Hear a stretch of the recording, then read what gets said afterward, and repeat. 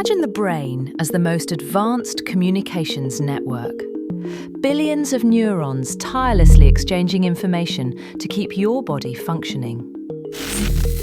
But sometimes the system fails.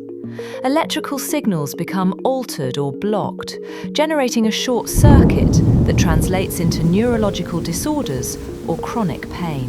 Here, transcranial magnetic stimulation comes in. This advanced technique uses targeted magnetic stimulation to indirectly regulate the affected nervous system.